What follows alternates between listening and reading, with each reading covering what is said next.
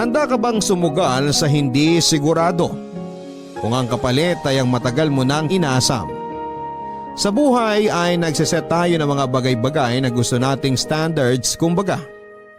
Pero susunod ka pa rin ba sa standard na sinasabi ng isipan mo kung iba naman ang sinasabi ng puso mo? Sa kwentong ibabahagi sa atin ng ating kabarangay na si Laika ay maaring makarelate tayo sa napakaraming pagkakataon na nagbigay tayo ng standards ukol sa mga gusto natin sa ating mga buhay. Nasunod ba natin ang mga ito? Sabay-sabay nating alamin sa ating kwento ng pag-ibig, buhay at pag-asa sa nangungunang Barangay Love Stories. Dear Papa Dudut, lahat meron na, ako na lang ang wala. Hanggang kailan ba ako maghihintay? Ako nga pala si Laika, 35 years old, isang nurse galing sa ibang bansa. 5 taon din akong nurse sa Middle East. Netong 2019 lamang nang magpa siya akong umuwi na sa Pilipinas for good. Hindi ito madaling desisyon lalo pat malaki talaga ang kinikita ko sa ibang bansa bilang nurse. Pero mas nanaig ang kagustuhan kong makasamang muli ang aking pamilya. Kahit papaano ay may ipon na rin naman ako. Pwede nang pagsimula ng negosyo kung gugustuhin ko. 10 buwan na rin simula nang makauwi ako. Siguro ay hindi na kaya ng katawan ko ang nakatambay lang, kaya netong mga nakaraang buwan ay nagsimula na akong maghanap ulit dito ng trabaho. Kahit na alam kong mababa lamang ang sweldo, ayos lang. Ang mahalaga ay pag natapos na ang trabaho ko, sa pamilya ko na ako uuwi. Sa totoo lang ay medyo nakakaluwag-luwag na rin naman kami sa buhay. Graduate na kaming lahat na magkakapatid. Kaya rin naman nagdesisyon na akong umuwi ng Pilipinas. May 3 cute na pamangkin ako sa pangalawa kong kapatid. Yung pangatlo naman namin ay bagong kasal. Yung bunso naman ay 2 taon na rin sila ng girlfriend niya. Tama, ako ang panganay at tama rin kayo. Ako na lamang ang nananatiling single sa aming 4. NBSB ako. Sa edad kong 35 ay hindi pa ako nagka-jowa. Siguro nga ay pihikan talaga ako. Kaya naman tuwing magkikita-kita ang mga tito at tita ko ay halos ayokong magpakita dahil pare-pareho lamang ang mga tanong nila. Kailan ka mag-aasawa? Nakakapagod na rin sagutin lalo na kung hindi mo naman alam ang sagot. Kung minsan ay naiinip na rin ako. Lalo na kapag may family gathering. Madalas ay napapalibutan ako ng mga couple dahil nga ako lang naman ang single. May mga pagkakataon din na napapatanong na rin ako kung kailan ba darating yung para naman sa akin. At dahil wala pa naman ay pinili ko mag-focus na lamang muna sa paghahanap ng trabaho.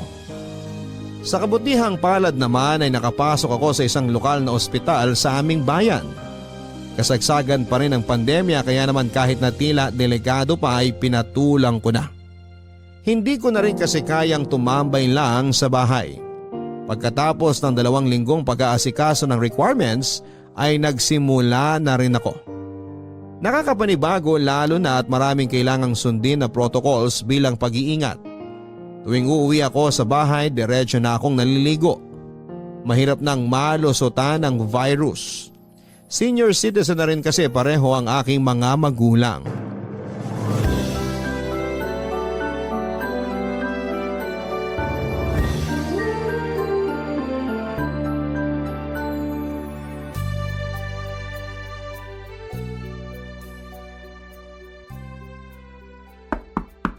Ate? Ate? Andiyan ka ba? Oo, nandito ako. Pasok ka. Kakauwi mo lang? Oo, kaya kakatapos ko lang ding maligo. Kumusta naman ang first week sa work? Ayun, masaya naman. Nakakamiss din naman magtrabaho eh. Di mo ba namimiss sa Middle East? Well, namimiss ko. Pero mas masaya pa rin magtrabaho pag puro mga kababayan mo ang kasama mo. Sabagay. Pero alam ko, may sobrang mamimiss ka pa ron. Ha? Ano? Eh di yung sweldo. Ay, oo nga. Tama ka dyan. Kanina pumirma kami ng kontrata at tama ka. Pagkakita ko nga ng sweldo, na-miss ko bigla yung sweldo ko sa dati kong trabaho. Kaya hindi mo rin talaga masisisi yung mga gustong mang ibang bansa eh. Malayo talaga ang diferensya ng sweldo. Naisip ko rin dati na magtrabaho sa ibang bansa. Pero gusto ko sana sa Korea o sa Japan. Ba't di mo tinuloy? Tinamad ako magproseso ng mga papeles, ang dami eh. Tsaka parang mas masayang pumunta ron kung mamamasyal lang. Sa bagay, masarap ngang pumasyal sa ibang bansa. Kaya di ganun kalaking ipon ko eh, dahil inuna kong gumala. Okay lang yun ate. Kaya nga nagtatrabaho para magawa mo yung mga gusto mong gawin at mapuntahan yung mga gusto mong puntahan. Tama ka dyan. Naisip ko pa rin naman pumasyal sa ibang bansa ngayon. Pero syempre, kasama na si Jake. Ay, oo naman. Tingin mo ba magpapaiwan yun? Sasama talaga yun. Yun din ang usapan namin. Kung mangingibang bansa, trabaho man o pasyal, dapat magkasama kami. Walang maiiwan. Ganyan talaga pagkasal na, no? Ang tagal din kasi naming LDR ate. Buong time na magjowa kami, LDR kami. Ngayon pa lang talaga kami nagsama. Ngayong kasal na kami. Masaya ba? Hindi mo ba namimiss maging single? Siguro nag-a-adjust pa lang din kami pareho, lalo na ako. Alam mo naman 'di ba ate, kapag mga panganay, usually independent talaga. Kaya ngayong may asawa na ako, minsan nalilimutan ko na hindi na lang pala ako mag-isa. Gets. Kamusta naman si Jake? Alam mo naman yung kapatid mo na yun ate. May times na naririndi rin sa bunganga ko, pero mabait talaga yun. Madalas ako yung maldita. Pero hindi mo nga namimiss maging single? Hindi. Kasi sobrang na-enjoy ko naman yung pagiging single ko noon eh. Dahil nga independent ako, lahat naman noon nagawa kong mag-isa. Kumain sa paborito kong fast food, manood ng sine, mamasyal. Kaya mukhang wala naman akong na-miss. Pero hindi ka naman nagsisisi na si Jake ang una't huli mong naging jowa. Hindi ate, kasi worth it naman yung paghihintay ko ng tamang tao. Sana all. Bakit ate? Naiinip ka na ba? Minsan, oo. Minsan lang. Sabi mo nga, kapag panganay ka, independent ka. Marami na rin naman akong nagawa nang ako lang mag-isa. Alam mo yung parang sobrang na-enjoy ko na yung pagiging single. Kaya may mga times talaga na napapatanong na rin ako. Cupido, kailan kaya yung sa'kin? Di bali ate, parating na yun. Baka na-traffic lang. Na-traffic? Baka naubusan ng gasolina, tapos di na nakabili kasi nagmahal na gasolina. Paano na ako nito? Huwag ka mag-alala ate. Darating at darating din siya. Tiwala lang. Ay, baka naman dapat ko nang simulang tanggapin na magiging matandang dalaga na ako. Ang aga pa ate para ideklara yan. Ayan lampas na ako sa kalendaryo pero wala pa ring dumadating. Lahat kayo meron na. Basta ate, hindi ako nawawalan ng pag-asa. Nararamdaman kong parating na siya. Kung sino man siya, sana nga. At sana naman bilis-bilisan niya at medyo naiinip na ako. Alam mo ate, gutom lang yan. Baka kailangan mo lang kumain. Siguro nga, kanina pa nga kumakalamsik mura ako eh. Di bale, magluluto na ako. Wow, anong lulutuin mo? Dahil dito kami magdi-dinner ng asawa ko, adobong sitaw. Yun yung paborito niya eh. Okay, sige. Pero, idlip muna ako ha. Sige ate, katukin na lang kita kapag kakain na. Ipag ko si Grace at bagong kasal sa pangatlo kong kapatid. Nakilala ko siya noong magkaibigan pa lamang silang dalawa. At doon pa man ay botong-boto na ako sa kanya. Panay na rin kasi ang kantsaw sa kanila noon. Kaya kahit dati pa ay hipag na ang pabirong tawag ko kay Grace. Kaya nang maging sila na talaga ng tuluyan ay isa ako sa mga sobrang natuwa. At pagkalipas ng 2 taon, nagpakasal na rin sila. Dito sa probinsya namin nakatira si Grace at nung una, dito sila sa bahay tumutuloy.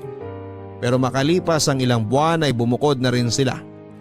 Hindi rin naman kalayuan dito sa bahay kaya paminsan-minsan ay dito sila ni Jay kumakain. Nagpapasalamat ako na kahit papaano nakakakwentuhan ko si Grace. Halos lahat ng kaibigan ko ay nasa ibang lugar sa Pilipinas o kaya naman ay nasa ibang bansa na. Ngayong nandito na rin si Grace ay siyang madalas kong makausap tungkol sa iba't ibang bagay. Kahit na mas matanda ako sa kanya ng ilang taon ay marami rin akong natututunan sa kanya. Marami kaming napagkakasunduan dahil pareho kaming panganay papadudod. Sa kanya ako nagsasabi ng mga nagiging problema ko. Madalas ay sa kanya rin ako kumukuha ng mga payo. Medyo strict na lang si Grace pero masaya rin kasama dahil medyo luka-luka rin.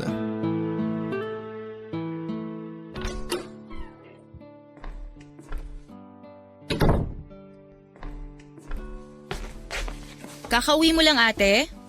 Mas late ka na atang nakakauwi ngayon ah. Oo nga eh. Medyo maraming pasyente kaya may mga unexpected overtime. Kaya pala.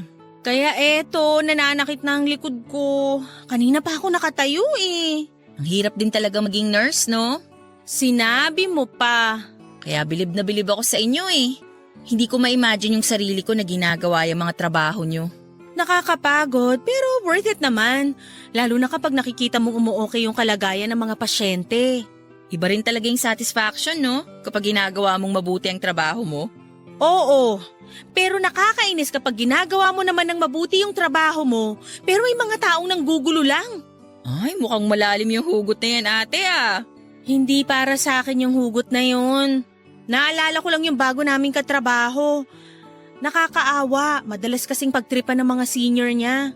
Ay, pwede ba yun? Dapat hindi, pero may mga walang hiya na ginagawa pa rin eh. Kawawa naman yung pinagtitripan. Kaya nga, kaya ayun, lagi nagsusumbong sa akin si Erwin. Ah, Erwin. So lalaki to. Hindi ko ba nabanggit na lalaki si Erwin? Hindi mo nabanggit yung pangalan. Kaya hindi ko agad naisip na lalaki. Basta ang sabi mo lang nun, may bago kang katrabaho. Eh ayun na nga, mabait na bata rin kasi, kaya madalas na pagkakaisahan eh. Bata talaga? Oo, bata. 25 years old pa lang eh. Ate, hindi na rin bata yun. Kumpara sa akin, bata pa siya. Ate, hindi naman halatang 35 ka, no? Sinasabi mo lang yan kasi maghipag tayo. Di kaya. Di ba laging ang napagkakamalang mas matanda sa'yo si Jake? Sa bagay. Totoo naman kasi. Kaya sigurado ako, hindi ka rin mukhang mas matanda ron sa Erwin na yun. Hoy, bakit ganyan ang ngiti mo? Bakit? Ano bang meron sa ngiti ko? Parang may ibang sinasabi eh. Wala naman ate. Nakikinig lang ako mabuti sa kwento mo tungkol kay Erwin. Naku, sinasabi ko na nga ba eh. Alam ko na yung nasa isip mo. Kung ano man yan, mali yan. Wala mo nang sinabi ah. Kilala ko na yung mga ngiti na yan. Naku Grace, hindi pwede. Hindi siya pasok sa standards ko. Ay, hindi ba pasok sa banga si Erwin? Hindi. Unang-una, mas bata siya. Hindi lang 1 o 2 taon. 10 taon eh. Ate, ano ka ba? Age doesn't matter na ngayon. Tsaka sabi ko nga sa'yo, hindi naman halata sa mukha mo yung edad mo. Basta. Ayoko ng mas bata. At ang pinaka-importanting detalye kaya hindi pwede. Bakit hindi pwede? Kamag-anak nyo ba? Sira? Hindi. Eh ano? May jowa na siya at matagal na sila ng jowa niya. Ay oo nga. No sa may sabit. Diba? Tsaka wala talaga sa kanya ni isa sa standards ko eh. Oo nga ate. Sige na nga, wait pa tayo. Hindi na bago sa akin ang naging reaksyon ni Grace. Ganon talaga lately ang mga tao sa paligid ko. Kapag may nababanggit akong bagong kakilalang lalaki, tila naglalakihan agad ang mga mata nila. Nakikitaan agad nila ng potensyal na maging future jowa ko. Sa totoo lang, kung ako lang ang tatanungin, hindi naman talaga ako nakakaramdam ng pressure sa pagiging single ko. Pero dahil sa mga sinasabi ng mga tao sa paligid ko ay parang nararamdaman ko na lamang ding bigla na dapat nga ay meron na. May isang tsuhin pa ako na nagsabi sa akin na dapat daw ay hindi na ako mapili dahil tumatanda na ako. Kahit sino raw ay pwede na, ang mahalaga ay makapag-asawa. Naiinis ako sa mga ganong comment. Pakiramdam ko kasi dahil tumatanda ka na, wala ka na rin karapatang mamili ng taong makakasama mo sa habang buhay. Buti na lang at hindi naman gano'n ang mga magulang ko. Nag-worry rin sila para sa akin dahil ang laging sinasabi ng nanay ko, gusto niya na bago sila mawala ni tatay sa mundo, gusto nilang makita na hindi ako tatandang mag-isa. Yung magkakaroon din ako ng sarili kong pamilya. Pero hindi naman nila ako minamadali. Ang dili naman ng tatay ko ay hindi basta-basta ang pag-asawa kaya dapat ay sigurado ka. At yun talaga ang pinanghahawakan ko. Ayoko naman sa hindi ako sigurado. Kaya nga nag-set ako ng standards. Dapat mas matanda sa akin. May stable na trabaho at syempre yung handa akong tanggapin. At ang kasungitan ko. 3 buwan na ang lumipas at kahit papaano ay nakapag-adjust na rin ako sa trabaho. Araw-araw na nakakasalumuha ako ng mga pasyente. Lalo kong nakikita na kulang talaga ng nurses sa Pilipinas. Pero kahit na kulang ay marami pa rin ang umaalis. Nalulungkot man na mas marami talaga ang pinipiling umalis at magtrabaho sa ibang bansa ay eto rin ang realidad. Marami ang naniniwalang mas matutustusan nila ang kanilang pamilya kung aalis sila. Habang tumatagal ay nagiging mahal na rin ang mga bilihin kaya mas kailangan na rin ng mas malaking sweldo lalo na kung may mga anak. Kahit nga single ako ay nahihirapan pa rin akong i-budget ng mabuti ang sweldo ko. Minsan dahil marami akong ino-order na mga kung ano-ano online. Kaya siguro wala pa akong asawa at mga anak dahil hindi pa ako marunong magtipid. Nahihirapan ako magtipid pero alam kong hindi na ako dapat gumastos na katulad ng dati. Dahil una sa lahat ay hindi na ganong kalaki ang sweldo ko. Pangalawa, kahit papaano ay natutunan ko naman sa mga magulang ko ang maging praktikal. Hindi dapat bumibili ng hindi kailangan. Kapag naiisip ko ang dati kong sweldo ay may temptation na bumalik na lang ulit sa ibang bansa. Pero simula noong nagtrabaho na ako sa lokal na ospital ay nakita kong iba rin talaga kapag natapos ang araw o oras ng trabaho at uuwi ka sa piling ng pamilya mo. Madaling mapawi ang pagod lalo na kapag nakikita ko ang mga cute kong pamangkin. Pakiramdam ko ay sulit lahat ng kapalit ng malaking sweldo. Ay, Ang lalim naman nun. Bakit? May problema ba? kasi Napagtripan ka na naman. ganun na nga. Ano na naman ang ginawa ngayon? Day off ko na dapat bukas eh. Pero nakipagpalit si Sir Mond sa akin. Meron daw siya importanteng lakad. Ba't di ka umangal? Makakaangal ba ako ron? Kapag nagsasabi yun, hindi naman paalam eh. Kundi pinapaalam na niya. So pumayag ka na lang. Wala naman akong choice eh. Akala ko ba may lakad ka bukas? Meron nga. O paano yung lakad mo? Di wala na. Ay, ewan ko ba sa'yo? Napakabait mo naman kasi eh. Saan ba dapat yung lakad mo? Nakapangako ako ng date sa girlfriend ko. Naku, patay tayo dyan. Paano na yan? Di siguradong away na naman. Kawawa ka naman. Pinagtitripa na dito sa ospital, maaaway pa ng jowa. Kaya nga eh. Mukhang napapadalas pa naman away nyo lately. Kung ako sa'yo, magsasabi na ako kay Sir Mond. Pwede naman sigurong tumanggi paminsan-minsan. Sana nga ganun. Pero ginawa ko na yun dati. Sobrang uminit lang ulo niya tapos ilang araw akong pinag-initan. Ganun ba? Pambihira naman pala talaga yang si Sir Mond. Ngayon pa lang naririnig ko na yung boses ng girlfriend ko. Siguradong buliw na naman ang abot ko nito mamaya. Kung ako rin naman ang girlfriend mo, magagalit din talaga ako. Date kaya yun? Wow! Akala mo naman marami nang nakadate. Hoy, salbahe ka. Kahit papano naman may alam ako sa relasyon. Hello, napapalibutan kaya ako ng mga magkarelasyon? Mukhang masyado ka kasing pihikan ate. Siguro nga. Kaya wala pa rin akong jowa. Ano ba kasi yung ideal boyfriend mo? Simple lang naman. Gusto ko yung mas matanda sa akin, tapos may stable na trabaho. Yung kaya akong buhayin. Tapos gusto ko yung matatanggap ako at ang kasungitan ko. Kaya pala. Kaya pala ano? Kaya pala wala ka pang jowa. Paano mo naman nasabi? Ang taas ng standards mo eh. Mahirap abutin. Doon pa lang sa tanggap ang kasungitan mo, medyo alanganin na. Kita mo tong batang to? Mataas ba talaga? Oo, hindi nga ako pasok eh. Aba, hindi ka talaga pasok. Edad pa lang di nauubra. Pero hindi naman na dapat basihan ng edad ngayon. Sa pag-ibig, wala namang edad-edad. Kapag mahal mo, mahal mo. Ganun ba? Ba, mukhang marami naman palang alam tong batang to pagdating sa pag-ibig ah. Eh kasi nga, hindi naman na ako bata.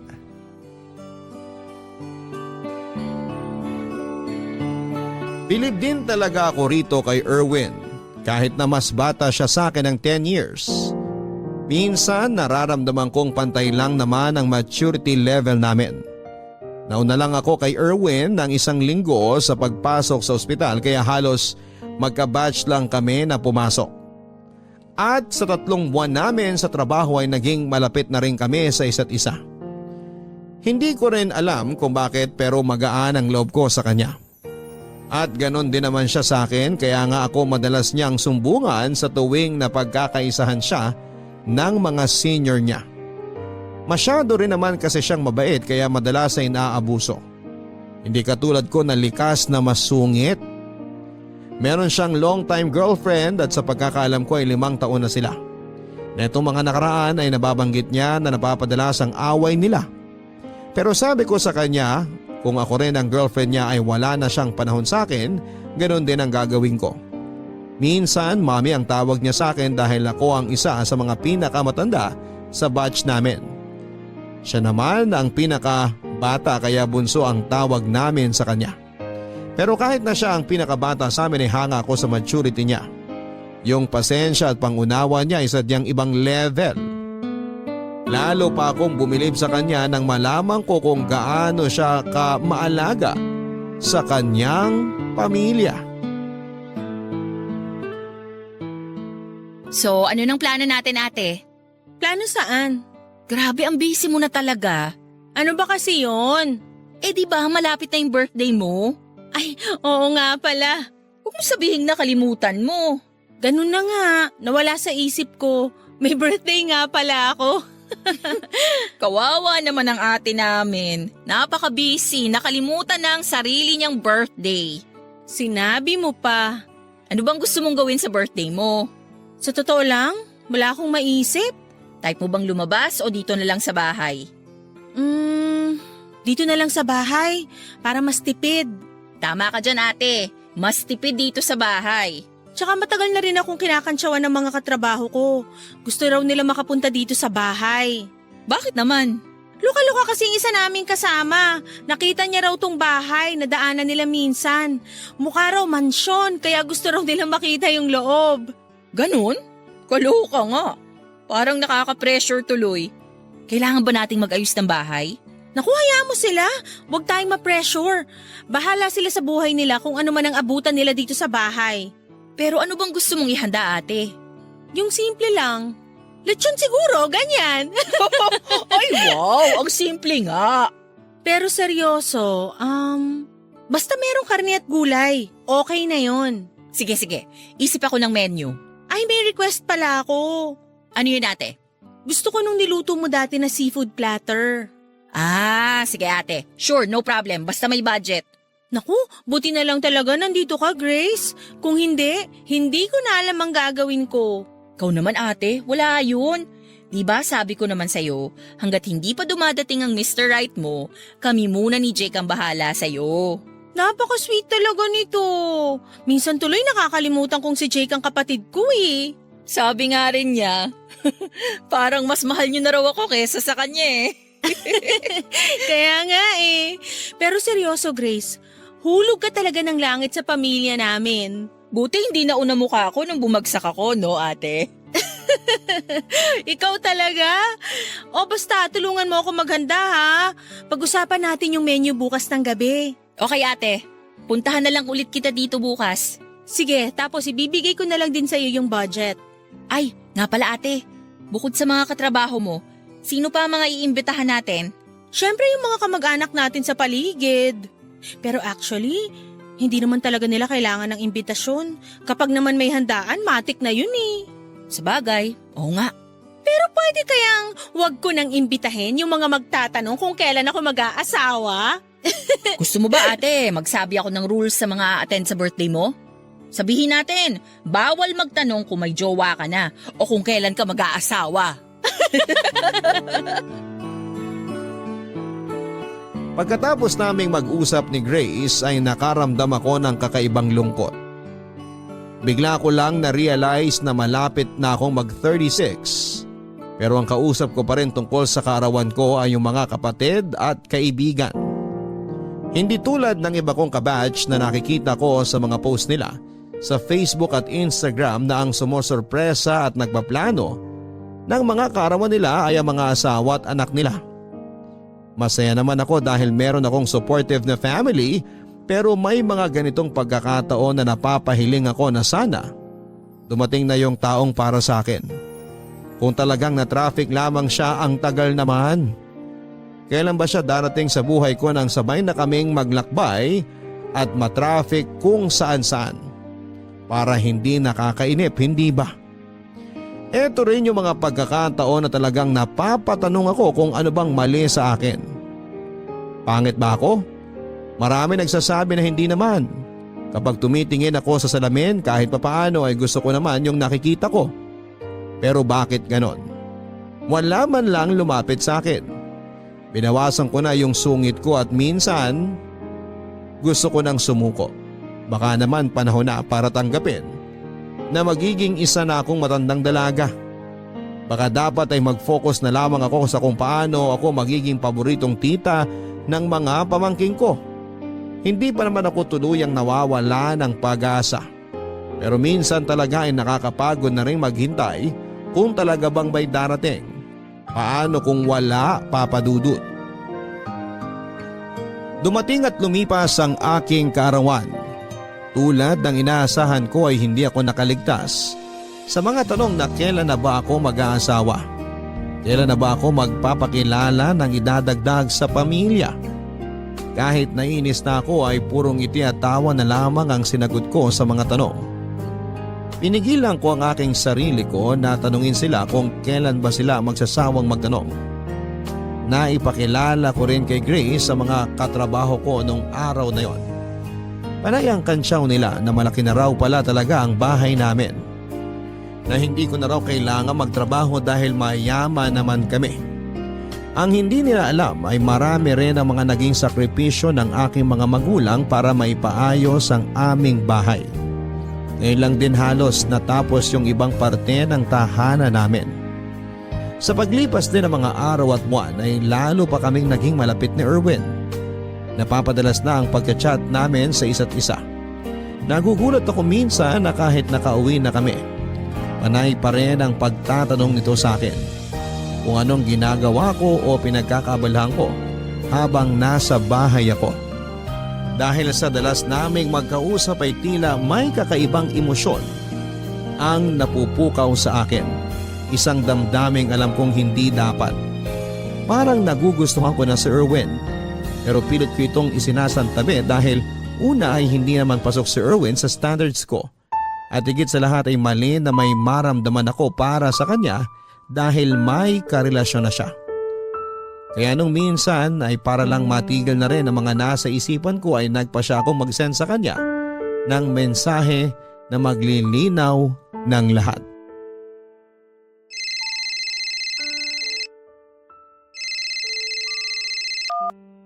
Hello? Hello? Ate Laika? Erwin, gabi na. Napatawag ka. Nandito ako sa labas ng bahay nyo. Ha? Anong ginagawa mo dyan? Pwede ba tayong mag-usap? Kahit sandali lang? Bukas na, magkikita naman tayo sa ospital. Ngayon na sana. Baka hindi ko na tumasabi bukas eh. Teka nga, lasing ka ba? Hindi naman. Nakainom lang. Sandali, hintayin mo ako dyan. Pagbubuksan kita ng gate. Okay, sige.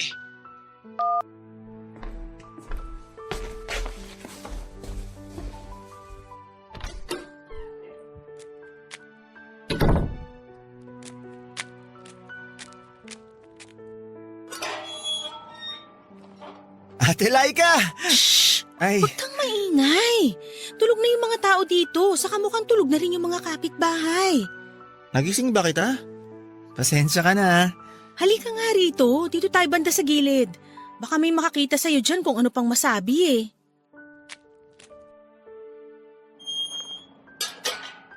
Sorry talaga kung naabala kita. Ano ba kasi yun, Erwin? Talagang pumunta ka pa rito mukhang may tama ka na. May tama nga ako. Sa'yo. Yun ang sagot ko sa tanong mo. Oo, may gusto ako sa'yo. Alam mo, umuwi ka na. Bukas na lang tayo mag-usap kapag hindi ka na nakainom. Nakainom lang naman ako pero malinaw pa ang isip ko. Kinailangan ko lang uminom ng konti para lumakas ang loob ko. Alam mo, mali ito eh. Sinubukan ko namang pigilan pero talagang gusto kita. Mahal na kita. Pero Erwin, may girlfriend ka na. Hindi ko na siya mahal. Ikaw nang mahal ko. Gusto mo na rin naman ako, di ba? Hindi ko alam, Erwin, kasi…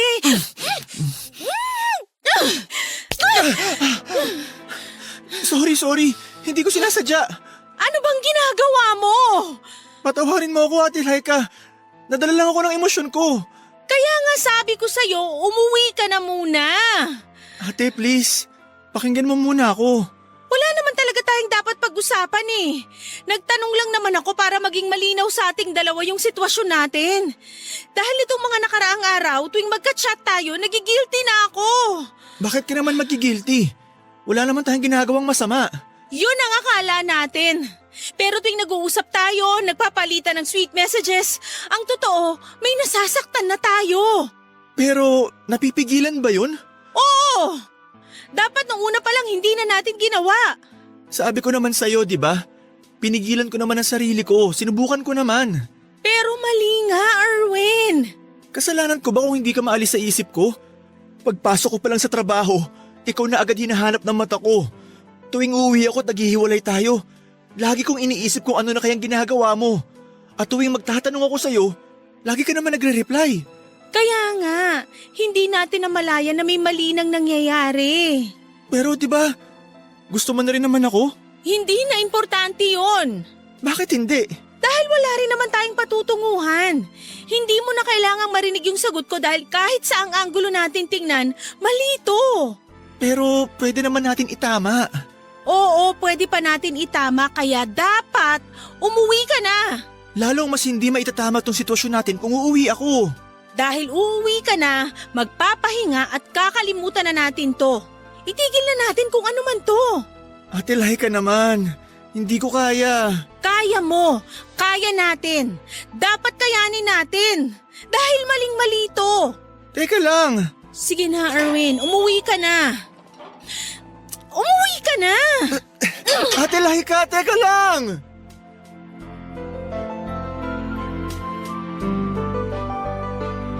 Gulong-gulo ang isipan ko pagkatapos ng pag-uusap namin na yon ni Erwin. Alam kong nakainom siya ngunit ramdam ko rin ang senseridad niya sa mga salitang binitawan niya.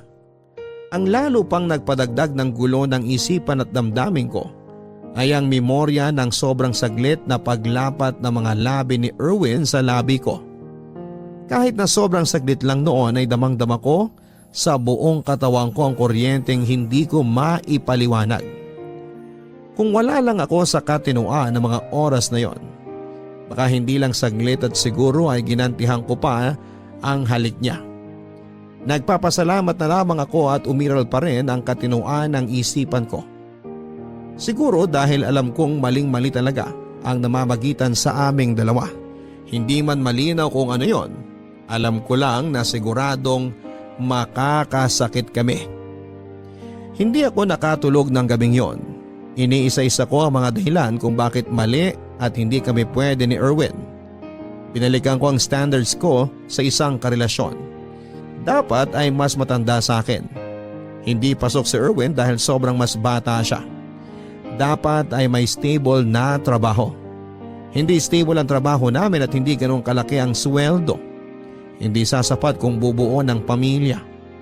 Pero ang pinaka-importante sa lahat ay meron na siyang nobya. Yun ang pinakamahalagang dahilan. Simula rin ang gabing yon, nagpa siya kung iiwas na ako kay Erwin habang maaga pa. Dapat ay patayin na ang baga upang hindi na lumaki ang ningas ng apoy. Dahil din sa desisyong ito ay tila naging mabigat ang pakiramdam ko ng mga sumunod na araw. At hindi yon nakalampas kay Grace Papa Dudut. Ate! Ate! Ay, ikaw pala. Kanina ka pa tulala. Okay ka lang ba? Sorry, may iniisip lang. Mukhang malalim yung iniisip mo ah. Kasi ilang araw ka nang ganyan. Ha? Anong ibig mong sabihin? Akala mo ba hindi ko napapansin? Ilang araw ka na kayang laging tulala. Ganun ba? Di lang yun. Parang ang tamlay mo pa lately. Masama bang pakiramdam mo? Okay lang ako. Sigurado ka ba? Baka naman mamaya sa sobrang busy mo sa trabaho, maging pasyente ka na rin. Huwag kang mag-alala, Grace. Iniingatan ko rin naman ang kalusugan ko.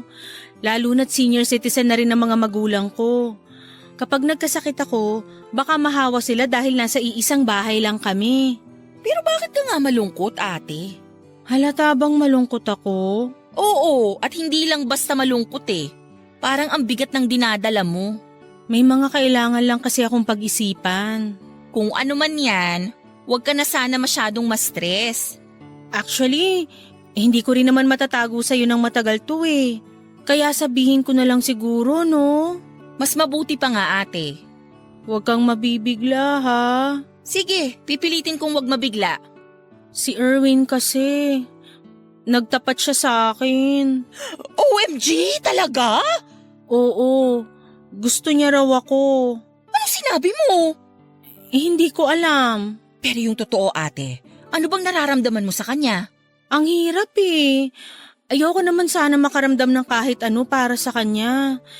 Pero siguro dahil sa dalas naming mag-usap, hindi ko na malaya na nahulog na rin pala ako sa kanya. Sinabi mo ba yan sa kanya? Hindi, pero mukhang nararamdaman niya rin. Alam mo ba, naramdaman ko na to. Talaga? Oo ate, ayaw lang kitang pangunahan. At gusto ko talaga na manggaling sa'yo kung sakaling tama nga ang kutob ko. Bakit? Ano bang kutob mo?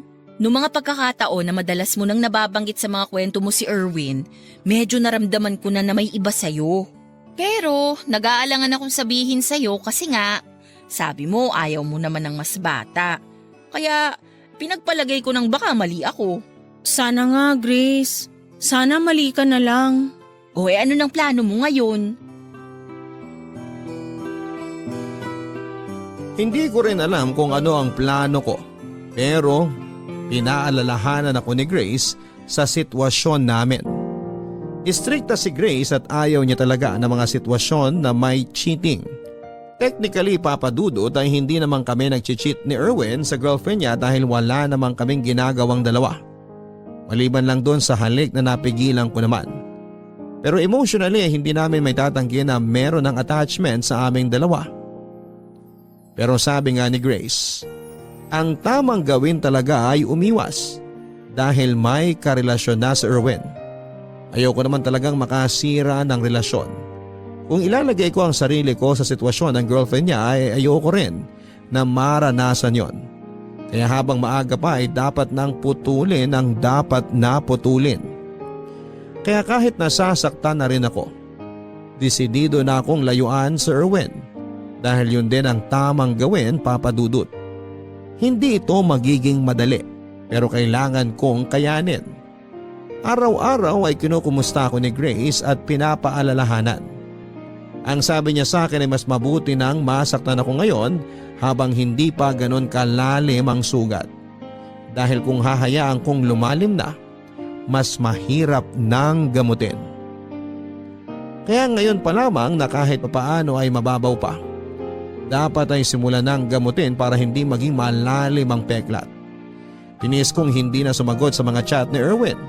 Sinubukan kong alisin ang kung anumang nararamdaman ko para sa kanya. Pinilit kong maging professional sa aking trabaho.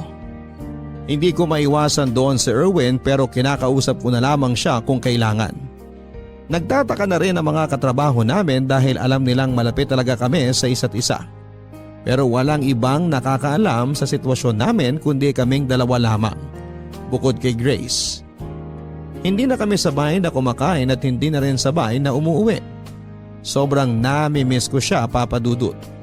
Kapag meron kasing nakakainis na pasyente o magandang nangyari, agad naming hinahanap ang isa't isa para kwentuhan. Pero lahat yun ay nawala na, natapos na. Kahit sobrang hirap ay pinanindigan ko ang desisyon ko. May mga pagkakataon na sinusubukan ni Erwin na makiusap ngunit agad akong humahanap ng dahilan para hindi siya kausapin. Ayoko makasira ng relasyon. Ng matagal ng relasyon. Hindi biro ang 5 taon, Papa Dudut. Ang hindi ko lang din naman maintindihan sa sarili ko ay habang pinipigilan ko ay tila lalo pang tumitindi ang nararamdaman ko para kay Erwin. Kahit na anong gawin kong pagkumbinse sa sarili ko na hindi siya pasok, sa lahat ng standards ko ay parang lalong tumitiim. Sa puso ko ang masasayang alaala naming dalawa. Dahilan para lalo ko siyang mamiss. Pero tinibayan ko ang aking kalooban. Kahit na anong chat at tawag niya ay pinili kong maging matapang na hindi sagutin ang mga yon. Hanggang sa isang araw ay na-corner na ako ni Erwin. Laika, teka lang. Ate! Ha? Ate Laika ang itawag mo sa akin. Hindi. Hindi na kita tatawaging ate simula ngayon. Bahala ka. Laika, mag-usap naman tayo kahit sandali lang. Nakainom ka na naman ba? Hindi ah. Kagagaling kaya natin sa duty. Paano naman ako iinom? Malay ko ba kung tumagay ka habang break? Nakita mo na bang ginawa ko yun? Hindi pa. Kasi hindi ko talaga gagawin yun. Laika, teka lang. Pwede bang tumigil ka muna sa paglalakad? Saglit lang. Ano ba yun, Erwin? Di ba nag-usap na tayo? Hindi pa ulit. Wala naman tayong dapat pang pag-usapan. Malinaw na ang lahat, di ba? May kailangan tayong ayusin. Wala namang tayo Pero pwedeng magkaroon. Hindi nga pwede, may girlfriend. Wala na. Anong wala na? Wala na kami. Anong ibig mong sabihin? Wala na kami. Break na kami.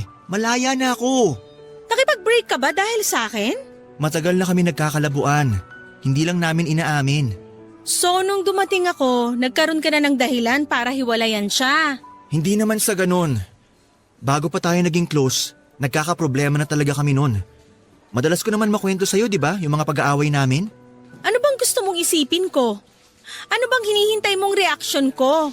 Laika, kahit ilang beses mo pang itanggi, alam ko namang gusto mo na rin ako. Napaka-confident mo naman dyan? Hindi nagsisinungaling ang mga mata mo, Laika. Kahit na hindi mo ako iniimik nitong nakaraang buwan, alam ko na namimiss mo rin ako. Ano bang pinagsasasabi mo? Laika, bakit hindi natin subukan? Alam ko naman na pareho tayong nararamdaman. Bakit hindi natin pagbigyan yung mga sarili natin na maging masaya? Hindi ko alam kung kaya kong maging masaya pagkatapos kong makasira ng relasyon. Bago ka pa man dumating, matagal nang may lamat ang relasyon namin. Ilang beses na rin kami naghiwalay pero nagkakabalikan lang ulit. Umaasang pwedeng maayos pa. Pero sa pagkakataong to, sigurado ako na wala na kaming dapat pang balikan. Hindi ko pa alam, Erwin. Hindi ko pa alam kung anong dapat isipin. Isipin mo tayo. Kakayanin ba talaga nating maging masaya? Oo, kakayanin natin. Bakit naman hindi? Parang masyadong mabilis Baka nabibigla ka lang sa mga desisyon mo. Baka kailangan muna nating mag-isip pa. Laika, mababaliw na ako kakaisip. Sa bawat araw na hindi mo ako kinakausap, pakiramdam ko mababaliw na ako. Pwede bang kumalma muna tayo? Tsaka na muna tayo mag-usap. Palipasin muna natin yung mga bagay-bagay. Kapag hindi na matindi yung emosyon natin, tsaka pag mas malinaw na rin ang mga isip natin. Basta, Laika, sobrang linaw ng isipan ko ngayon. Alam ko ang mga sinasabi ko. Sige na, Erwin. Aalis na muna ako. Laika, maghihintay ako. Dahil siguradong sigurado ako sa'yo.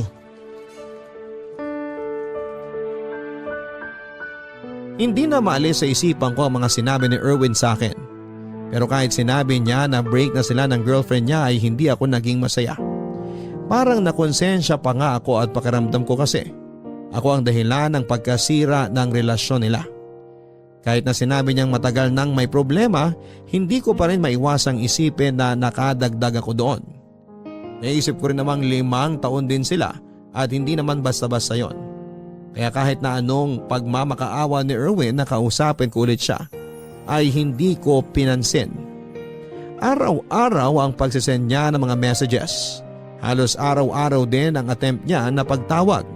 Basta nakauwi na kaming galing duty ay nagsisimula na siyang mag-message. Hanggang isang araw papadudot ay nakatanggap ako ng mensahe mula sa girlfriend niya. Nabasa niya raw ang conversation namin ni Erwin at ako raw pala ang dahilan.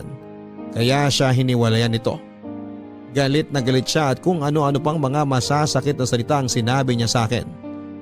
Nandiyan pang nagbanta siya na pupuntahan niya ako sa bahay at susugurin para malaman ng buong pamilya ko kung ano ang pinagagawa ko.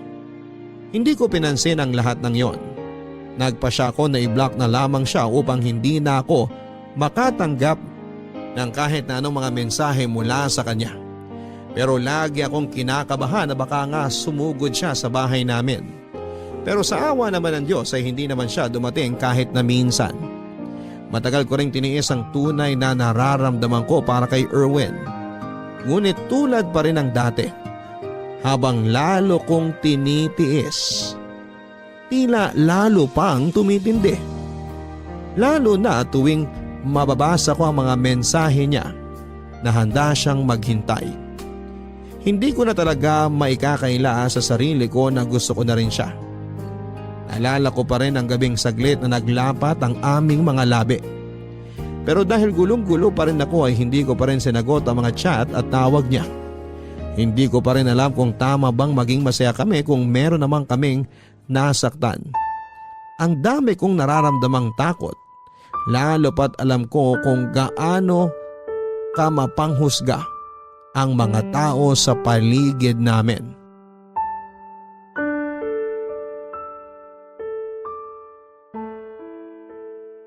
Kumusta ba ate?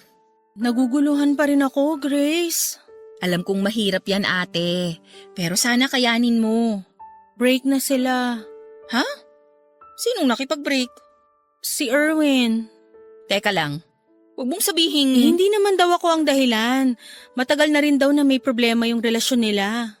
Ano bang nararamdaman mo? Parang nakukonsensya ako. Pakiramdam ko kasi ako ang dahilan kaya tuluyan silang nagkahiwalay. Pwede namang totoo na may problema na talaga sila. Madalas mo ngang makwento no na laging nagkukwento sa'yo si Erwin tungkol sa mga away nila. Hindi ko na rin alam ang dapat isipin. Minessage din kasi ako nung babae eh. Ha? Anong sinabi niya sa'yo? Kung ano-ano. Ako raw ang dahilan kaya sila nagkahiwalay. Nasusugurin daw niya ako dito sa bahay. Sinabi mo ba yan kay Erwin? Hindi. Dahil matagal na kaming hindi nag-uusap.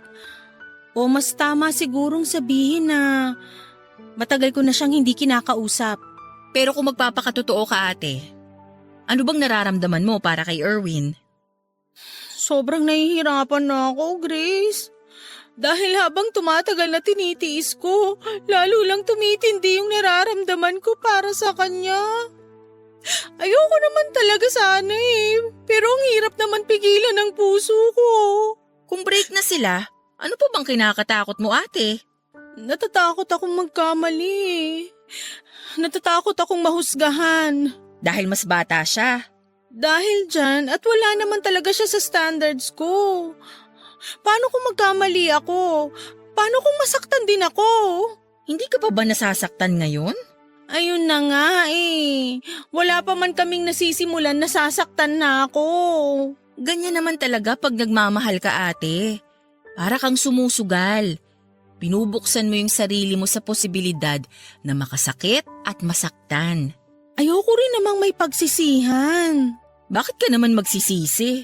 Paano kung ito na pala yung pagkakataon na matagal ko nang hinihintay? Paano kung siya na pala talaga? Tapos pinalampas ko pa?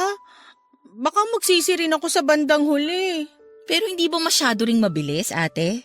Isa pa yan sa mga naiisip ko. Ayoko ring masaktan ka ate. Kahit na alam kong nasasaktan ka na ngayon. Pero hindi ko maiwasang isipin na kung nagawa niya yan sa naging girlfriend niya ngayon, hindi niya kaya magagawa yan sa'yo? Alin? Ang saktan din ako? Oo.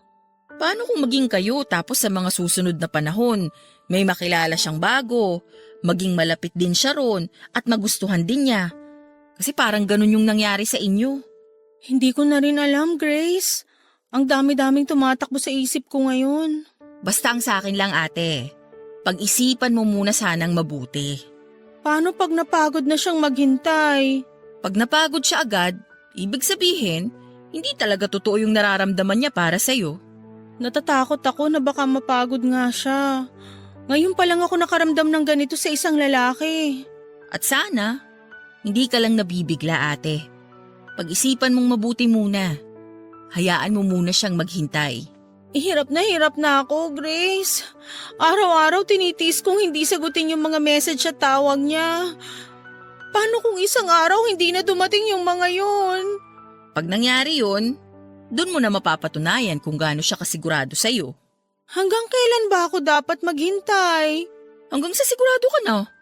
Yung handa ka na talagang sumugal ng walang pag-aalinlangan. Darating ba yun? Oo ate. Kapag hindi ka na natatakot sa sasabihin ng iba at ang mas mahalaga na sa'yo ay yung totoong nararamdaman mo. Ang hirap naman pala nito, Grace. Napakakomplikado namang magmahal. Gusto ko lang naman maranasan din ang mahalin para hindi ako laging naiinggit sa inyo. Pero grabe, sobrang challenging naman ito. Ganyan talaga ate. Mas mahirap, mas worth it. Sa mga magulang ko, tingin mo ba okay lang sa kanila kung sakaling ipakilala ko si Erwin? Bakit mo natanong? Dahil ba mas bata siya sa'yo? Oo, at hindi lang ako basta mas matanda sa kanya. 10 taon ang agwat namin. Ate, hindi naman mahalaga yung kinananay at tatay. Ang mahalaga sa kanila, yung maging masaya ka. Naguguluhan pa rin ako. Basta ate, kahit anong mangyari, nandito lang kami. Nakasuporta lagi para sa'yo.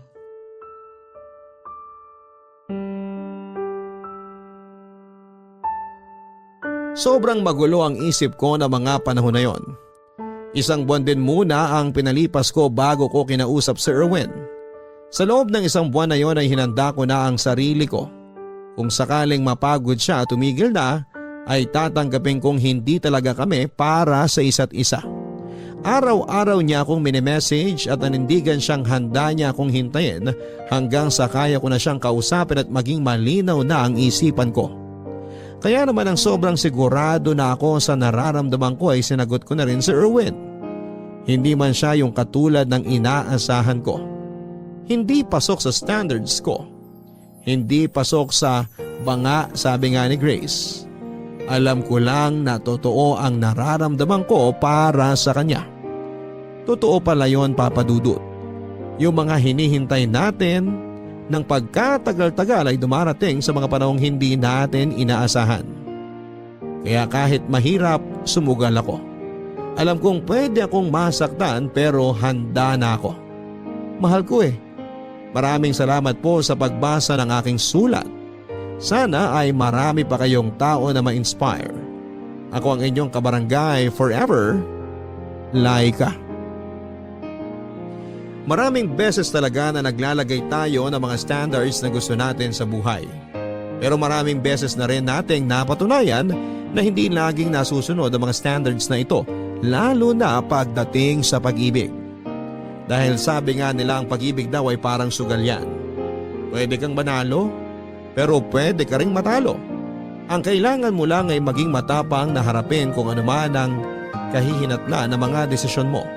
At kailangan mo lang maging matapang na panindigan ang mga pinili mo. Ang mahalaga pa rin sa huli ay hindi ang sasabihin ng ibang tao, kundi ang naging totoo ka sa sarili mo. Hanggang sa muli mga kapuso, ako po si Papa Dudut sa mga kwento ng pag-ibig, buhay at pag-asa sa Barangay Love Stories Number 1. May iba sa atin na naniniwala na ang kaligayahan ay matatagpuan sa piling ng taong tinitibok ng puso natin. Kahit ang totoo ay hindi naman natin kailangan na umasa sa iba para maging totoong masaya. Ikaw kapuso, minsan ka namang nagmakaawa para mahalin ka ng taong mahal mo.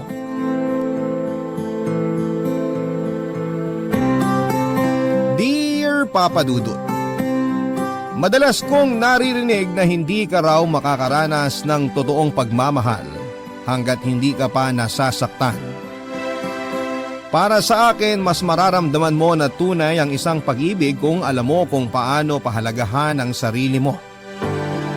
Hi Papa Dudut, just call me George, 27 years old at nagtatrabaho sa isang accounting firm dito sa Maynila.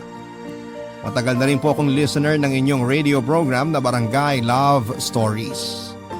Pero ngayon ko lang po naisipan na sumulat sa inyo.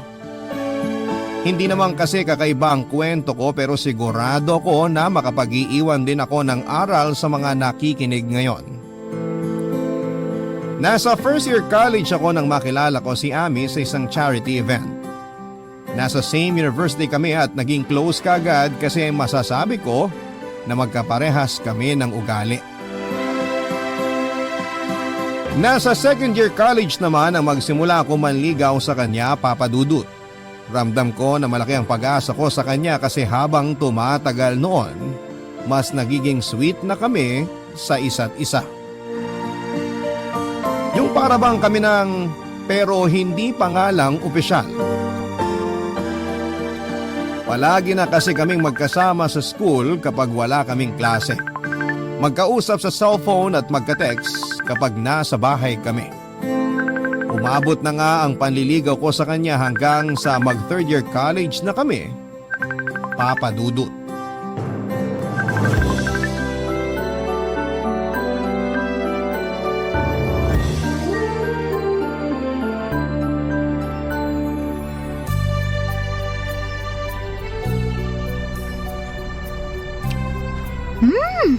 Ang sarap naman itong macaroni salad na gawa mo, George. Naks, salamat at nagustuhan mo, Ami. Sobra! Ano ba nilagay mo dito? Hindi nakakaumay yung lasa, ha? Wala naman akong special ingredient na nilagay dyan. We, hindi nga.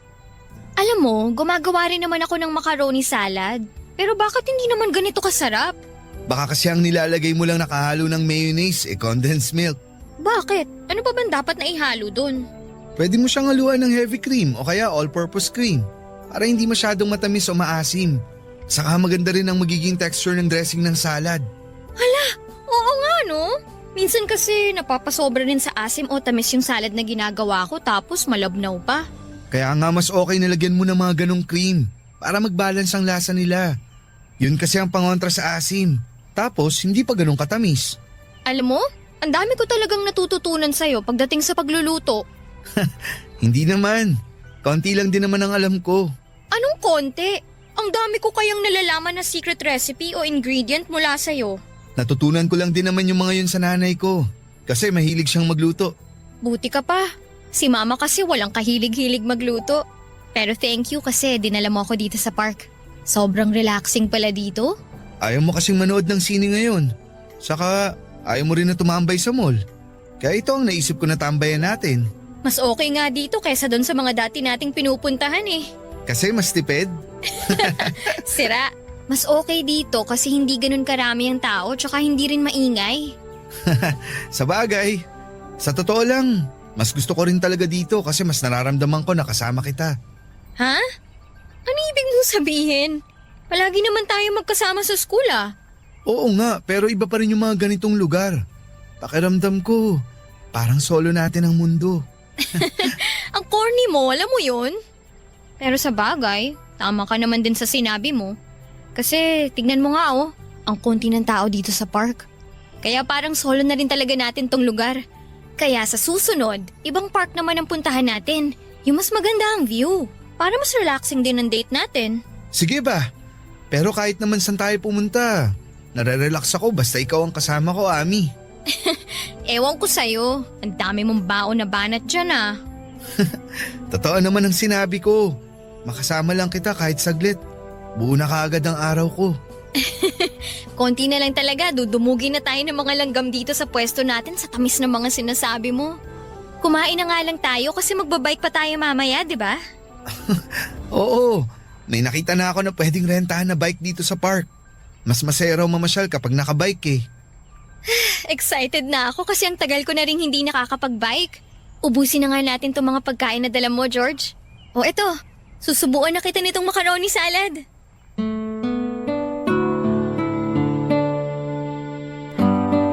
Papadudot akala ng ibang mga kaibigan ko ay may relasyon na kami ni Ami. Kasi nga madalas nilang nakikita na sweet kami sa isa't isa.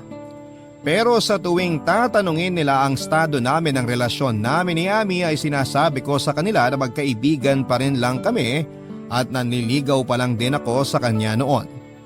Nagtataka sila kung bakit hindi pa ako sinasagot ni Ami. At sa totoo lang ay medyo naiinip na rin ako pero syempre hindi ko yon pinapakita kay Ami. Wala rin naman ako magagawa dahil sabi nga ni Ami, hindi pa siya handa na pumasok sa isang relasyon.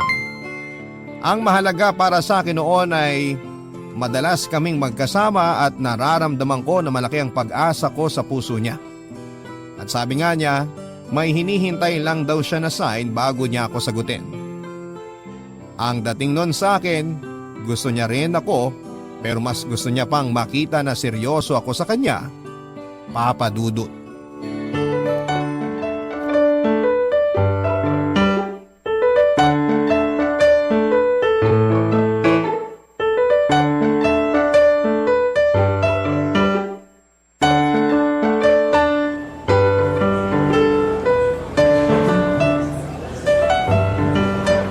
Ayun! Nanalo din ako sa nilalaro ko dito sa cellphone ko.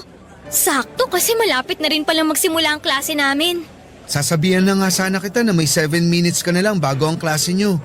Mabuti natapos ka na dyan sa nilalaro mo. Naaliw kasi ako masyado dito sa bagong game na dinownload ko. Makapag-ayos na nga ng mga gamit ko. Nga pala Ami, may gagawin ka ba bukas? Bukas? Mga anong oras? Mga lunchtime siguro. Kung lunchtime, wala naman kasi sa umaga ko sasamahan si mama na mag-grocery. Bakit? Anong meron? May nakita kasi ako na bagong bukas sa Korean restaurant dun sa mall. Mahilig ka sa mga Korean food, di ba? Tara, dun tayo mag-lunch bukas. Sige, tara. Libre naman ako ng lunchtime. Okay, sunduin nila kita bukas. Hi George! Hi Ami! Hello, Leo. Sakto ang dating mo kasi paalis na rin ako dito sa kantin. Samahan mo tong kaibigan mo ang bagal kumain. Kanina pa niya kinakain yung chamin niya hanggang ngayon di pa ubos. Mabagal kasi talaga kumain yan si George. Tama! Uy, grabe kayong dalawa sa akin ha. O sige na, alis na ako at baka malate pa ako sa klase ko. Okay, basta yung lakad natin bukas ha. Opo, hindi ko kakalimutan. Sige na, mauna na ako sa inyong dalawa. Bye! May date kayo bukas ni Ami? Oo, itatry namin kung masarap dun sa nakita kong bagong bukas na Korean restaurant sa mall na malapit dito. Fan nga pala ng Korean movies at series yang si Ami, no? Sinabi mo pa, kaya nga pati mga Korean food naging hilig na rin niya eh. George? Matanong ko lang wala ka bang naririnig tungkol dyan sa nililigawan mo? Naririnig? Anong ibig mong sabihin? Sa totoo lang, medyo nagulat nga ako nang makita ko kayo dito na magkasama eh. Ha? Bakit naman? Eh kasi, narinig ko dun sa isang kasamaan ko sa soccer team na parang nagkakamabutihan na raw sina Ami tsaka si Ed. Yung badminton player dito sa school natin. Ay nako Leo, huwag ka nga masyado nagpapaniwala sa mga ganyang chismis. George, alam mo naman na hindi ako mahilig maniwala sa mga ganong chismis. Kaya lang kasi, Ano? Bakit hindi mo matuloy ang sinasabi mo? Kasi nga parang nakita ko si Ami tsaka si Ed sa plaza nung isang araw. Magka-holding hands silang dalawa. Uy bro, bakit hindi ka na nagsalita dyan? Wala naman kasi akong dapat sabihin. Sa'yo na nanggaling na hindi ka naman sigurado na silang dalawa nga ang nakita mo. Kaya ang mabuti pa, umorder ka na ng pagkain mo. Kasi dumadami na ang estudyante dito sa kantin.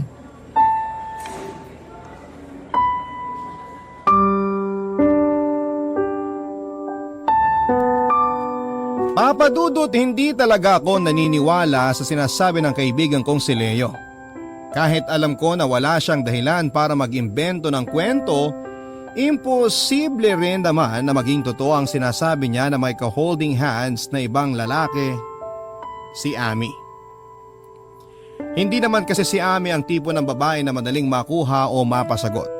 Kaya nga, mahigit 1 taon na ako nanliligaw sa kanya noon, kaya naman kesa magtalo pa kami ni Leo, sinabi ko na lang ulit na baka nagkamali lamang siya nang nakita niya. Na hindi si Ami yung nakita niyang babae. Malakas na kasi talaga ang pakiramdam ko noon na malapit na akong sagutin ni Ami. Alam naman kasi natin kapag may pag-asa tayo sa nililigawan natin, hindi ba Papa Dudut? At palaging pinaparamdam sa akin ni Ami na hindi masasayang ang mga effort na ginagawa ko para sa kanya.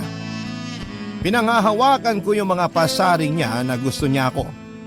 Pero hindi pa lang siya handa na pumasok sa pakikipagrelasyon ng mga panahon na yon, Papa Dudut. Kaya naman nag-aabang na lamang ako sa magiging sagot niya.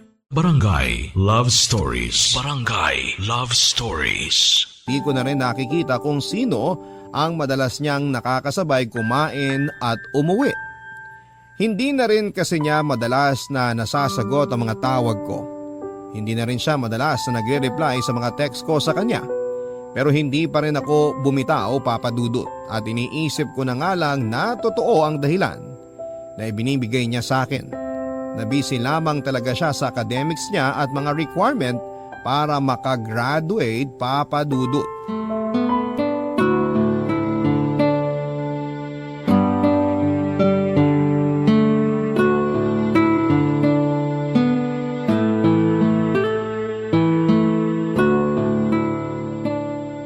Ami! Ami, sandali! Ang bilis naman maglakad ni Ami. Kanina ko pa tinatawag pero hindi niya ako nililingon. Ay! Ami! Ami, hintayin mo ako! Ami! Oh, George! Naabutan din kita sa wakas. Kanina pa kita tinatawag pero hindi mo naman ako pinapansin. Naku, pasensya na. Naka-earphones kasi ako at nakikinig ng kanta. Ganun ba? Ay, kaya naman pala hindi mo ako naririnig. Oo, sorry talaga. Bakit mo nga pala ako hinahabol? Eh kasi 'di ba, sabay tayong magla-lunch. Hinintay kita sa kantin pero hindi ka naman dumating. Tapos nung nakita nga kitang naglalakad dito sa field, hinabol na kita. Hala, oo nga pala. Nakalimutan kitang i-text kanina na na-extend ang klase ko kaya doon na lang kami sa kabilang kantin kumain ng mga kaklase ko. George, sorry ha. Nawala talaga sa isip ko kasi na-empty bat din ang cellphone ko kanina. Wala namang kaso sa akin yun, Ami. Saan ka nga pala pupunta? Dyan lang. Saang dyan lang? Tara, sama na kita. Naku, wag na. Kaya ko naman maglakad mag-isa. Alam ko namang kaya mo, pero gusto lang sana kitang samahan. Lika na, saan ka ba pupunta?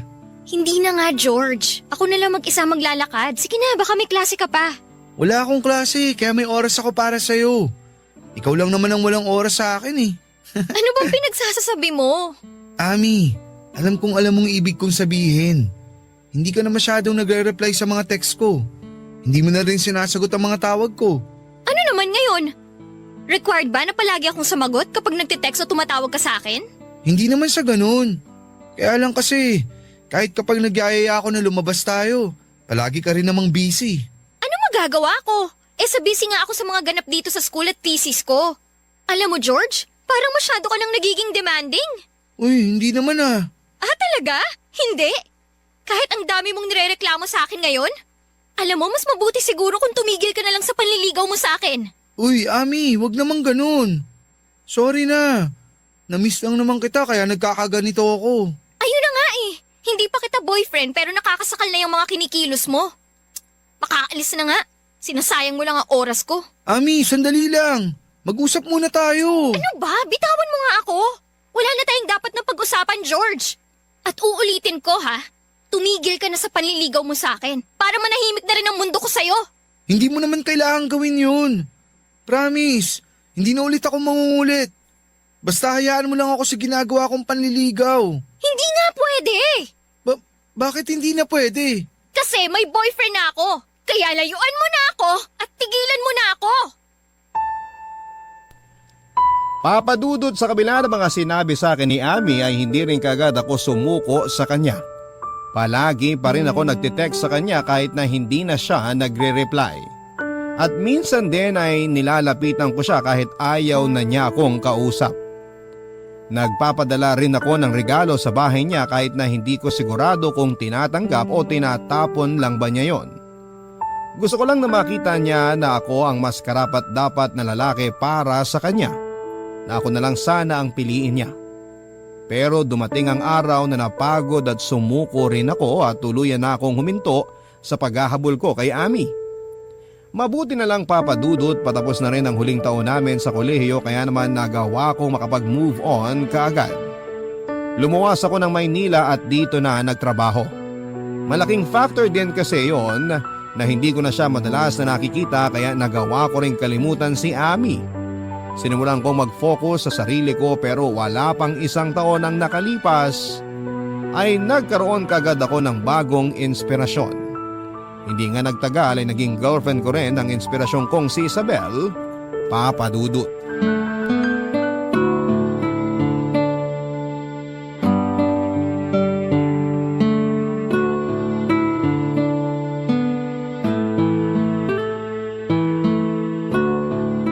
Tao po! Tao po! Sino kaya yung kumakatok sa labas? Nakatulog pala ako dito sa sofa. Teka, anong oras na ba? 1:00 na pala ng madaling araw. Sinong pupunta dito sa apartment ko ng ganitong oras? George! George, nandyan ka ba?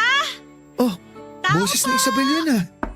Ano bang ginagawa niya dito ng ganitong oras? Buksan ko na nga yung pinto.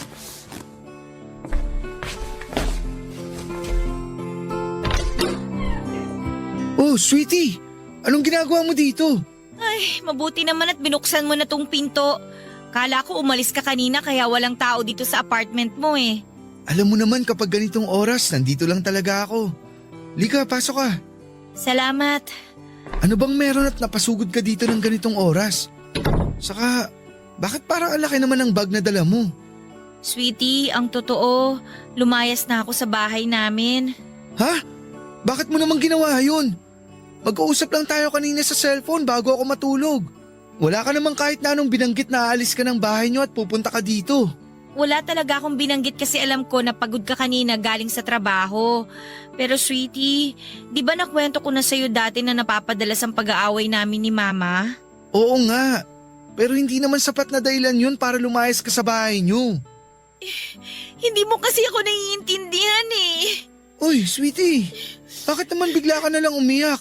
Eh kasi parang ayaw mo ako dito sa apartment mo eh. Hindi naman sa ganun.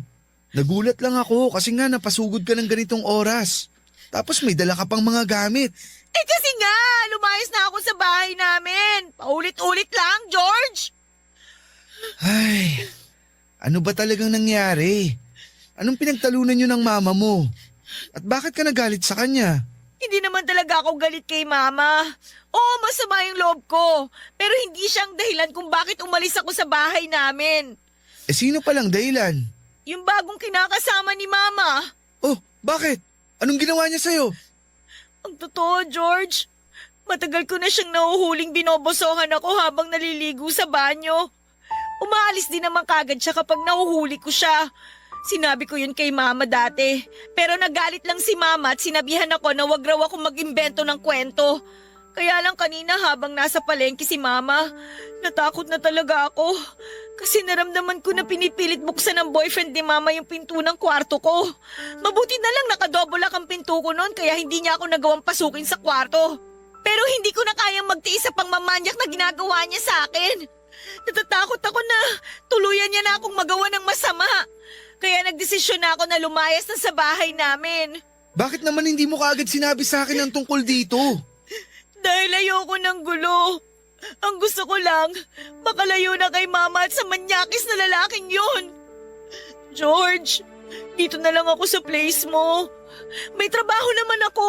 Makakapag-share ako sa mga gastusin mo dito. Promise, hindi ako magiging pabigat sa'yo. Basta, hayaan mo lang ako dito. Ayoko na kasi sa amin. Natatakot na talaga ako sa boyfriend ni Mama. Pero kung ayaw mo talaga na dumito ako, sige, ayos lang. Wala naman ako magagawa eh. Hahanap na lang siguro ko ng ibang pwede kong tuluyan na bahay. Ano ka ba? Siyempre hindi na kita hayaang umalis. Nagulat lang talaga ako sa biglang pagdating mo kanina. Pero ayos lang sa akin ang lahat. Dito ka na lang sa apartment ko, Isabel. Huwag kang mag-alala. Hindi ko hahayaan na masaktan o malapitan ka ng hayop na lalaking yun. Papadudot nakilala ko si Isabel sa isang kantin na madalas kong kainan dati sa dati kong pinagtatrabahuhan. Maganda siya at simple lamang kung mag-ayos, mabait din siya at malambing magsalita. Yon ang mga katangian niya na nakakuha ng atensyon ko. Kaya nang maging madalas na ang pag-uusap namin at pagbabatian ay kinuha ko na rin ang pangalan niya sa Facebook, pati na rin ang cellphone number niya. Doon kami nagsimula na madalas na magkausap hanggang sa niligawan ko na nga siya at naging girlfriend. May 3 buwan pa lamang kaming magkarelasyon nang kumatok si Isabel sa place ko at nagsabi na gusto na niyang magsama kami sa isang bahay, Papa Dudut. Nagdalawang isip pa talaga ako noong una kasi sa totoo lang ay hindi ko alam kung ano ang tamang gawin tungkol sa bagay na yon. Pero nang umiyak na nga si Isabel sa harap ko at sabihin niya ang tungkol sa pagtatangka sa kanya ng masama ng kinakasama ng mama niya, hindi na ako tumanggi pa sa gusto niyang mangyari na tumira siya sa apartment ko. Barangay Love Stories. Barangay Love Stories. Papadudot nag-live-in na nga kami ni Isabel at nagtulungan sa mga gastusin sa bahay. At tama nga ang ibang tao sa sinasabi nila na mas makikilala mo ang karelasyon mo kapag nagsama na kayo sa iisang bubong. Dahil marami akong na-discover sa ugali ng partner ko na hindi ko pa alam noong umpisa. May pagkamudi pala siya lalo na kapag may menstruation siya. Mabilis ding uminit ang ulo niya kapag bagong gising siya o kaya ay inaantok. Mahilig siyang magluto pero tamad siyang magligpit ng mga ginamit niyang pagluto. Ayos lang naman sa akin yon dahil ang mahalaga ay alam kong mahal namin ang isa't isa. Papadudot 4 na buwan pa lang kaming nagsasama nang magbuntis ang partner kong si Isabel. Pareho kaming hindi handa pero pareho rin kaming nangako na magiging mabuting magulang kami sa anak namin. Kaya lang sa 3 buwan ng pagbubuntis ni Isabel ay nakunan siya dahil masyado raw mababa ang kanyang matres. At mula nang mawala ang anak namin, nagbago ang ugali ng partner ko, Papa Dudut.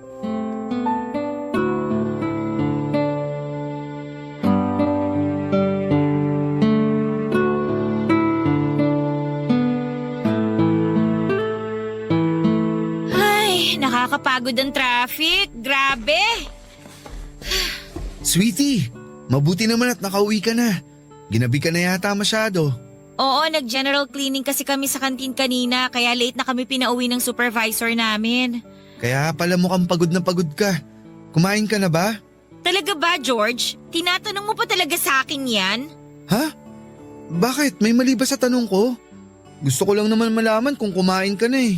Malamang, hindi pa ako kumakain. Sa tingin mo ba may madadaanan pa akong bukas na kainan ng ganitong oras? O sige, sandali lang. Magsasaing lang ako ng kanin. Ano? Hindi ka pa nakakapagsaing? Oo, hindi pa nga. Huwag mong sabihin na hindi ka pa rin nakakapagluto ng ulam. Sweetie, pasensya na.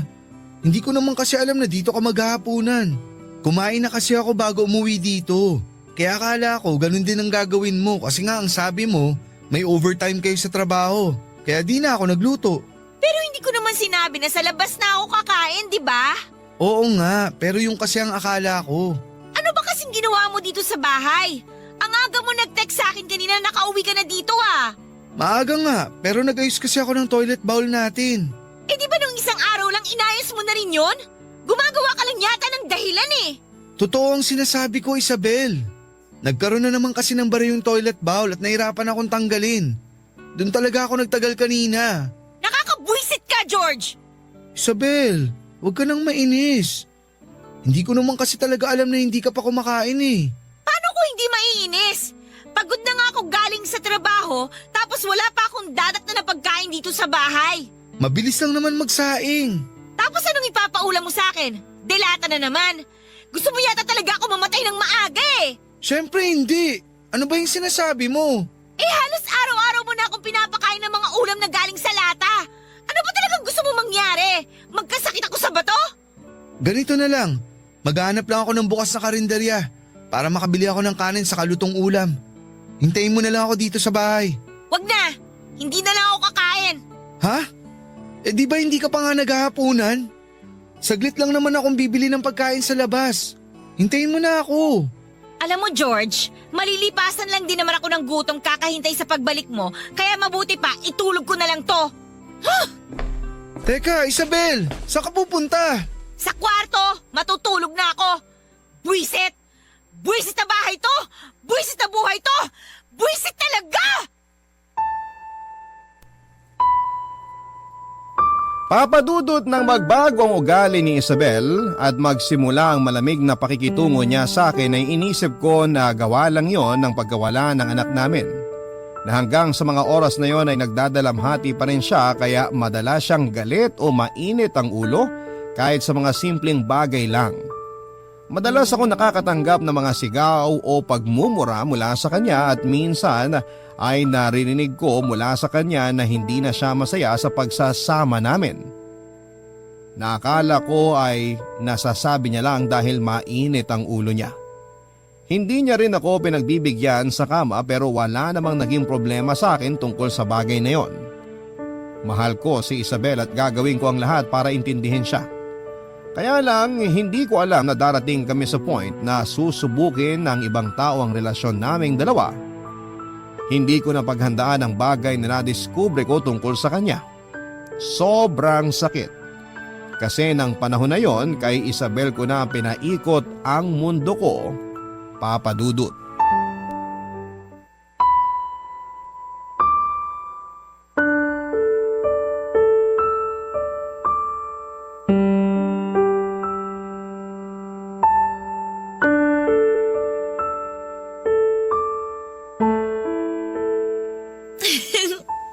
Oo nga. Bukas nga tayo magkikita. Promise, hindi na ako malilate. Aagahan ko para mas marami tayong oras para sa isa't isa.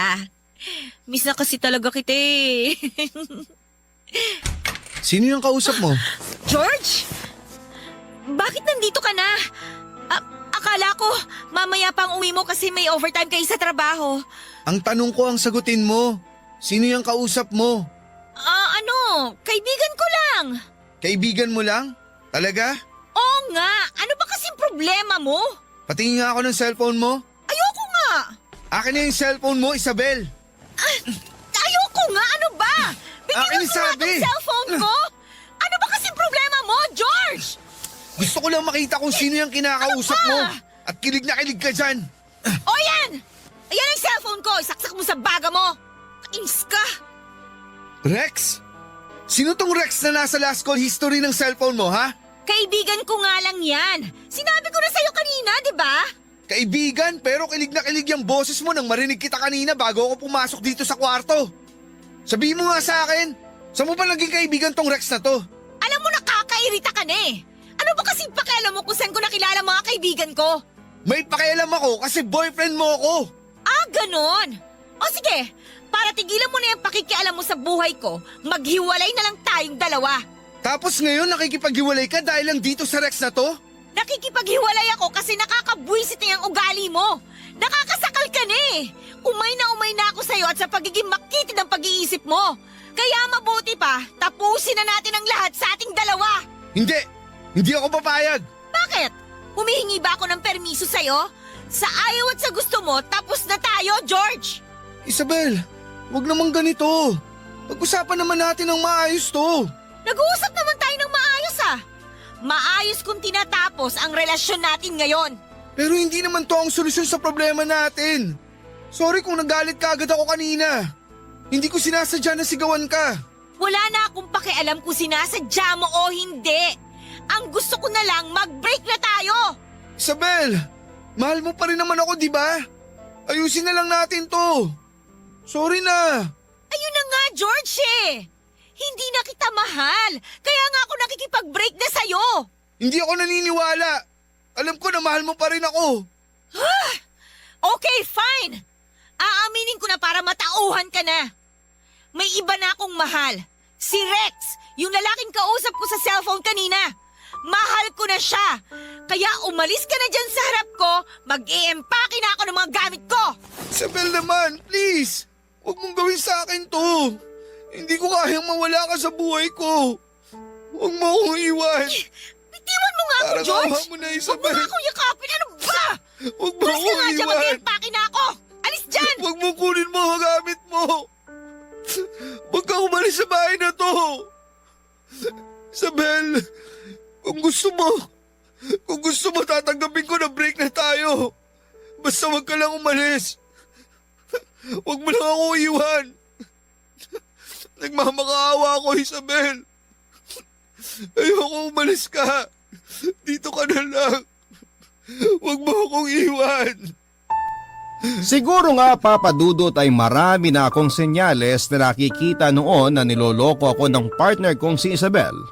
Pero hindi ko lang pinansin ang mga senyales na yon sa labis na pagmamahal na nararamdaman ko para sa kanya. Hanggang sa isampal na nga sa akin ang katotohanan. Pero hindi pa rin ako sumuko at hindi ko siya binitawan, Papa Dudut. Wala mahal ko talaga siya. Kaya sa kabila ng mga sinabi niya sa akin na hindi na niya ako mahal, nakiusap pa rin ako na huwag siyang umalis sa bahay at huwag niya akong iwanan. Pinagbigyan niya naman ako at nagstay pa rin siya sa place ko. Pinagsilbihan ko siya kahit palagi niyang pinaparinig sa akin na may kausap na siyang ibang lalaki sa cellphone. At hindi na talaga ako ang mahal niya, Papa Dudut. Doon ko naisip na minsan sa sobrang laki ng pagmamahal na nararamdaman natin para sa isang tao ay nagiging bulag at bobo na tayo. Wala na tayong ibang iniisip noon kundi hindi sana bumalik tayo sa panahon na mahal pa rin tayo ng taong naging dahilan ng pagiging masaya natin. Na sana mahalin ulit tayo ng taong mahal natin pero may mga bagay talaga na hindi na natin pwedeng balikan pa at may mga pangyayari na hindi na pwede pang magbago. Dahil nagkaroon ulit kami ng pagtatalo ni Isabel nang dalhin niya ang bago niyang boyfriend na si Rex sa mismong place ko. Hindi ko na napigilan pa ang sarili ko at nasunto ko ng ilang beses si Rex hanggang sa umalis na ito ng bahay. Naiwan si Isabel pero nagsimula na mag-impake ng mga gamit niya na kaagad ko namang pinigilan. At sa ilang beses na pakiusap at pagmamakaawa ko sa kanya na ko ang piliin niya ay hindi yon nangyari, Papa Dudut. Kahit halos humagulhol na ako sa harapan niya at lumuhod ay wala pa rin ako nagawa para pigilan siya sa ginagawa niya. At bago pa nga siya tuluyang lumayas ng bahay ay muli ako nagmakaawa sa kanya. Muli ako nakiusap na doon na lang muna siya sa bahay.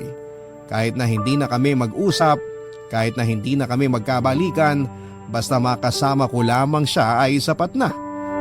Sobrang desperado na ako pero wala na akong pakialam pa. Siyempre hindi na niya ako pinagbigyan na tuluyan na niya akong iniwanan. Sa mga sumunod na araw ay nalaman ko kung saang bahay siya tumuloy at pinuntahan ko pa rin siya para muling pakiusapan na magkabalikan kaming dalawa. Doon ko ulit nakita si Rex pero sa pagkakataon na yon ay ako naman ang nabugbog niya. Kaya ko namang lumaban pero hindi ko ginawa lalo na nang harap-harapan itong piliin ni Isabel kesa sa akin. Pinamukha niya na kahit kailan ay hindi na niya ako magagawa pang mahalin. Na hindi na ako lalaking makapagpapaligaya sa kanya.